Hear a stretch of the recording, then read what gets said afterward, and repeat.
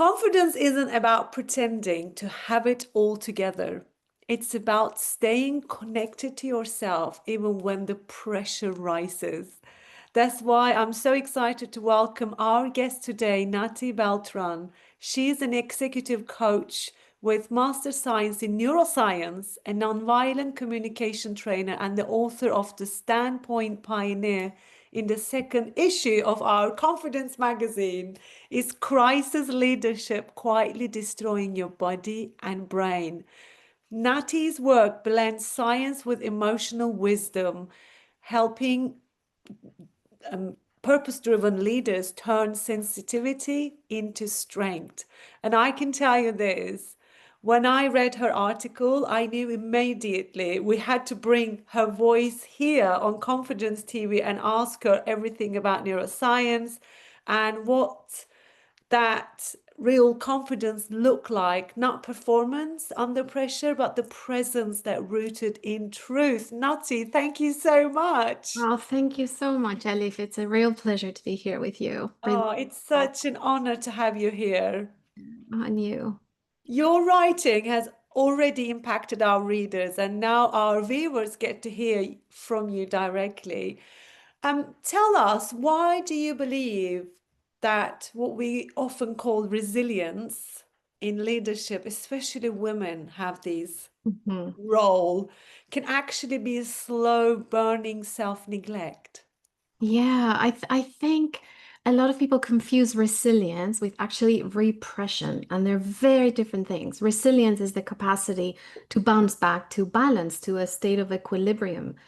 And that is the strength. If you imagine a willow tree that has really deep roots, sometimes I talk about this, no matter the storm, it comes back to, it's flexible and it comes back to a center, right? It moves with the storm, but then it comes back without snapping. That is true resilience. If we think about ourselves that way, our nervous system getting destabilized by things that happen and then coming back to normal, to neutral. It's self-regulation really at its best. But what people really do, because most of us haven't developed the capacities to be able to do that, especially when it's difficult, most people, I think, just repress, which is actually very adaptive. If you have a crisis of any sort, in the moment, it's not a time to process your emotions. It's a time to put them aside for the moment and have clear thinking, right? And adrenaline will be, and cortisol push you, those Yeah. hormones, right? That have to do with the stress response, push you to be able to think clearly. But only momentarily, really. Those you should not be relying on this high cortisol, adrenaline kind of states in your, it just shocks your body and it leads to physical symptoms, including burnout of many different sorts of illnesses. Yeah. Wow. I mean, you coach leaders who look, I mean, I'm probably one of them, like you look calm when you look from the outside, and a lot of us gets praise for our resilience, but our body collapses inside. So why do you think so many of us confuse that? Yeah, I think because we're not used to having what we call emotional literacy, really. We're not, most of us have not been taught when we were little, to really understand the nuance of emotion and the sensations in our body and to name them. Now, neuroscience is showing more and more, and I've done some research on this, that when we name emotions, when we actually pinpoint exactly what we're feeling and have a name for it, or even make up a name for it, it is part of regulating that emotion. It just the emotion is felt less and less and less and less. And there's neurological mechanisms associated with this, obviously. So it's a really useful thing to do. It's like the first step, the way we teach children, this is a table, that's a chair. Through experience, they learn those words. Mm. So, I think society is advancing and children are being raised more emotionally um, attuned these days. But for many of us, we haven't had a chance to develop that vocabulary even. So we're learning that as adults. And it's really important to then regulate yourself as opposed to just shutting it all down, right? And that's what Mm. leads to disease, illness over time. Does that make That's sense? right. Absolutely. I mean, the emotional intelligence and resilience. it's two different things. I just feel like we didn't learn it. It was something that you didn't really talk about. No. And I can give you an example perhaps to Please make it do. tangible for people, right? Imagine you're in a really high stakes meeting, right? You're a C-level executive perhaps, or you have some really high stakes conversation and something happens and of course, you're already nervous. Something happens, they attack you, they dismiss you, who knows? Or you think they're dismissing you and they're attacking you. Do you have the ability in that moment to know what are you feeling? What are you thinking? How is what you're thinking affecting what you're feeling? And then from that, turn it all. It's almost like a translation needs to happen to then Mm. translate it into action, the next action that you're going to choose to do to sort the situation. Many people don't have that process in place. It's not accessible to them, especially when it's stressful.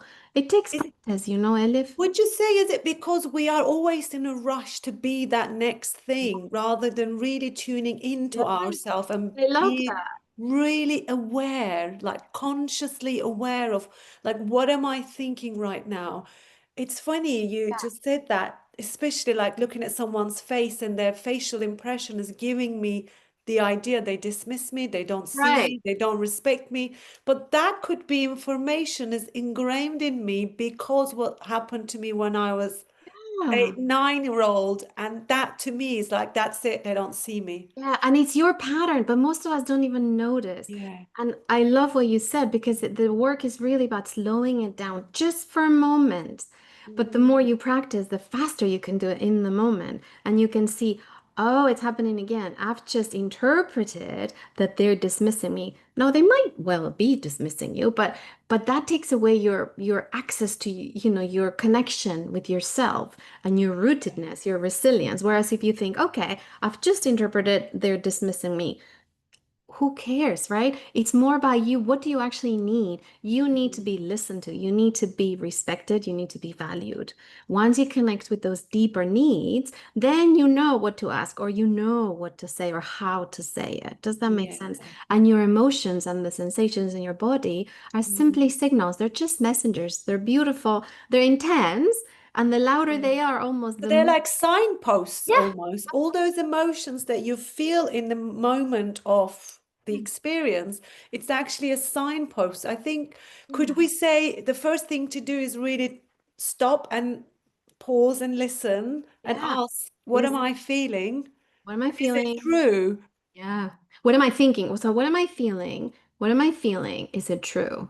Because many Yeah. many things we think, as you said, are just kind of Yeah. come from the past, right? Yeah, I would like to share something with you because I know your valued is. I came here as an au pair and English was my second language. And every time when I go into any public networking space, I would see somebody, and if they had certain first facial impressions, I would think that they will ignore me, they're ignoring me. This was all my Yeah. like limiting beliefs, and I thought people were having about me. But then later on, I would notice that they didn't even see me, but like they didn't even know I was in the room, but I interpreted their Yeah. facial And impression. Elif, probably the way you were thinking led you to, at least this is my experience. I was very shy, very much in the area of the belief system that you're describing. I realized one day, wow, it is the way what I believe is actually making me act and behave in a particular way. And then they respond in ways that actually validate that belief. Makes me true. Yeah. So I get, and the origin of the whole thing was me. As soon as we Beautiful. change that, and the first step, as you said, is to catch those thoughts and question them. Is that true? Now, I don't want people to feel that they're against themselves, against those limiting beliefs. That can be almost a judgment. It's like they're beautiful. You have a history, and those beliefs Yeah. occurred for a reason at the time. They're just perhaps not serving you now, but they are information. And the information comes through those sensations in the body and the emotions telling you something's amiss, right? Yeah, I mean, you talked about these on your article actually in the magazine, like your body isn't your enemy, especially in leadership. It's Yeah, your most reliable guide to authentic action. yeah, I would love you to expand on that a little bit. yeah. So I mean, take how can, yeah, like, how can leaders start to recognize and trust the signals of their bodies? yeah. I think I really always recommend for people to practice when it's not difficult because you can't expect to be the flexible willow in the storm on the first go, right? You practice flexibility and emotional connection offline, so to speak. So mindfulness and things like that can really help. Pausing to watch a sunset and tapping in, especially when there's a positive experience. You know, the mechanism is the same. So you might as well enhance it by actually feeling, really feeling the awe, the connection of a hug, the love, the care, when you feel valued, all of that, just really noticing what that does in your body and perhaps the thoughts that you have. And then you start tackling, when you have the small discomfort moments, what am I thinking? What am I feeling? And what am I needing? That's the key question, right? Mm. What am I needing? And then once you tap to those universal human needs and values, that is what informs you what you're going to say, how you're going to say it, or what you might ask or do. Because if you know that you need integrity, or people perhaps might be not telling full truths or even lying, Mm. you now you know how to act because the most important need in that moment is integrity, perhaps to build trust between people, right? And that all started from a chain that happened, you feeling uncomfortable, you feeling perhaps even suspicious, or catching some observation about what you said, a facial expression or a change of tone. So if we don't dismiss what we feel inside and take it as a signal, as data, we actually have much more information to make an accurate decision or to say something that will actually solve the situation without repressing, you see? I love that because what it does really, it just flips the sensitivity from weakness into wisdom. Yeah, exactly, precisely. Yeah. It's beautiful. I was just thinking of my own experiences as you're talking. I can't help.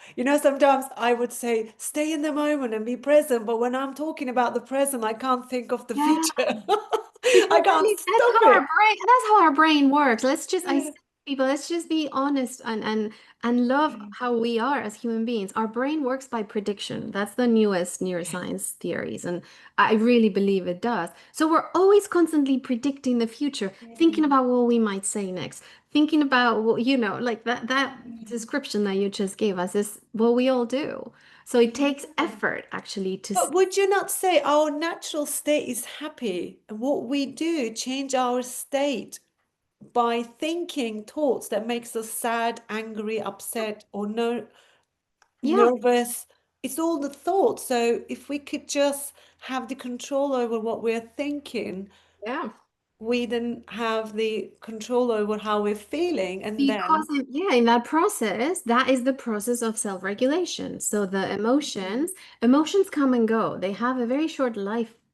So, but we kind of keep them there because of what we think. We feed it with our thoughts, right? We've all known ways in which we do this. If you stop and question the thoughts and really get to the bottom of it, of what you long for deeply, those needs, the yeah. whole thing kind of dismantles and the emotion goes away, pretty much. Do you know, I was describing this to my friend the other day because what you are thinking is really your, like, on your social media, if I come and scroll through your socials, I will get to see different algorithm and different posts in different industries probably because you're different where you scroll down and your algorithm is different to my algorithm.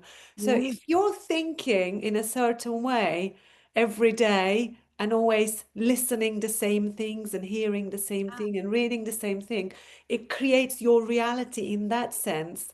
So I'm going to ask you this because I listened a podcast with Mel Robbins last, was it 2 days ago? It's all about this manifestation and how our mind um, brings in the reality. Could you share it with us, like how the senses work and how we can actually have full control of our life? Well, we do. We just don't realize. And it's not a very pleasant realization when we realize we don't like some things about our life.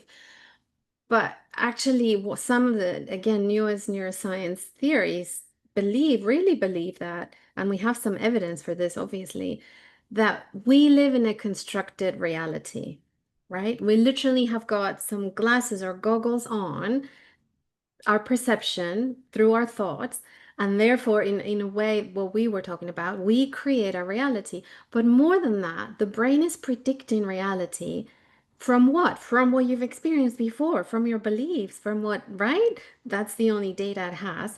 And of course what you're perceiving through your senses in the moment, and then it predicts what's going to happen next. So it's constantly predicting even how you're feeling. And that's why if you question it, it changes, right? Mhm. Because you've fed in more data that is more accurate, right? It's like, oh, maybe they're not judging me. I'm worried about being judged because I want to be accepted. How different is that to realize, oh, I just really want to be accepted and I'm a little nervous about it than they're judging me or they're, dismissing me. Do you see how that you internally would have a different state, feel one way or another, and therefore you would show up and act in a very different way. And therefore that creates your reality. So that's one way in which reality we believe is really quite it's created. But that's great news because that means you have a lot of power if you do that inner work of Mm, understanding your thoughts, understanding your emotions, and really getting to the essence of who you are. yeah. So that's one way. Another way, I think, is if you envision how you want things to be. I think that's what people who are trying to manifest do. And people say, oh, make sure you feel it. I think that piece is really important as you're Mm. creating any habit change or even a new reality altogether, to actually embody, to close your eyes and actually imagine what it feels like in that future, because memories, it creates a new memory of what's possible. And that will be fed in when your brain is trying to predict. Does that make sense? Absolutely. I get Only that when you question. You feel know, it. in Yeah. my work, we always talk about these creating your own reality and how you can. I always describe it as that your mind is like a computer with unused data that needs resetting and reprogramming. Yeah. And the only way you can do this is really get into the hard disk and delete it. Yeah. And, And and add some new things. Yeah. new things is like on your phone, you have so many apps, most of them unused, but they're there. They're That's running at the it is background. weighing you down, yes. It's So when you weighing you actually down. spend some time to imagine, and that's why envisioning is so important. And imagine, use all of your senses, create a new reality and feel it. Really see it through the senses, but also through your internal senses of feeling and the body sensations, that you're also feeding that as a possibility. And therefore, when you go and choose and the next action, you may not be as driven by the old belief. And if Mm. you're doing both, working on the old beliefs that are not serving you and the new possibility, then you create a very pretty magical almost cocktail, right? Or really supportive to create that new reality.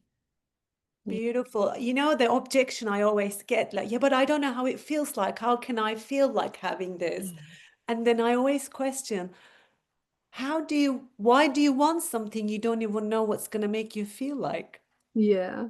Yeah, and I do think, but and at the same time, I think it's an objection that it is valid because it's true. You literally need to imagine a new world. So you're creating new neural pathways. Yes. Not there, and that initially feels very uncomfortable. So perhaps pick one little element. Like if you want a new home, perhaps it's the feeling. How do I want to feel in that new home? You can't imagine it to begin with. Well, that's okay. Start with what you can and then keep adding pieces. And then you'll see that very quickly. Imagination will, fill in the rest and you'll know or imagine things. And then it's like, oh, it's not that. Imagine, you don't go Yeah. imagining what you don't want, but explore perhaps. And then when your eyes closed meditating, imagine what you do want. Yeah. Wow, beautiful. It's so good. Well, now we had our great lesson about manifestation with your neural pathways. It makes so much sense. It really does. So you are really using all your senses Yeah. to feel it, to understand and really get into that state to Yeah. then make it into reality. Because I would always say the opportunities are always there. Yeah. It's the your awareness becomes more alert. It's like when you buy a red car, you get to see all the red cars outside. Yeah. Not that Absolutely. they were never existed, Right. but you don't notice it until you've got that. Yes, absolutely. Yes. So I love this. It's really good. You know, Yeah. you talk about in the article, if anybody hasn't read it, go online and download our magazine to read about it. But you talk about the still point inside yourself, the place of calm, clarity, that Yeah. real confidence flows from, which is my passion, as you know. So Yeah. for leaders who are listening right now, who may be feeling like they're on the edge of a burnout, how can they begin to find that still point in their daily life today? I think it's through pausing. So it's about slowing things down, not rushing things, right? Becoming less controlling and more open, right? And that's easier said than done. But basically, it's all about going inwards and allowing yourself to self-regulate through the things we were just saying, through practicing real presence, and sometimes if you're really upset or dysregulated, we call it. So notice what your eyes can see, notice what your ears can hear, and that takes you out of the heightened emotion sometimes. So use all your senses. There's this exercise we do as coaches, which is you go through all the senses, 5 things you can see, 4 things you can hear, 2 things you can smell, and so on. Um, but also notice ask yourself those questions. What am I feeling?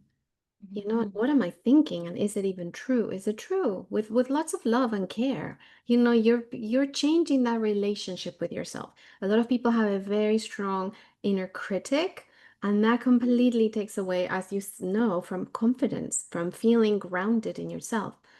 Mhm. So it's about listening to those thoughts, not rejecting them, but actually listening to what they're saying. It's like, okay, you want more efficacy, like I've been a little bit tired and not working so hard. Okay. But you don't need to bash yourself about it. Once you listen to it, it's like, okay, I want to be more efficacious. Okay. Then you know how to start taking steps. And eventually, when you do that work, you find that real still point where you can just come back to quickly by Mm. noticing how you feel and what you need. And Yeah. then you tap into that confidence, I think. And then you can act Yeah. accordingly. You're in alignment with your authentic self. It's true. What I'm hearing is like slowing down. Again, we are living in this rush culture, and the busy has become a new trend, a new way of living. But I think if we could make the trend more calm and Mm. more in presence, more in your body rather than in your head, I think it would really help any leader in any position. And when I call leader, I mean, you don't have to be sitting in a board meeting. You don't have to be leading 200 people. It could be you leading your family at home. It could be Absolutely. leading your children or your partner. Absolutely. I think I love micro leadership, the concept of Yeah. micro leadership. And I do believe that all of us are leaders because we all have influence in our spheres, right? And the people we touch and the way we are, the way we show up really can touch people. Can we spread light and love and compassion and empathy and calm and peace?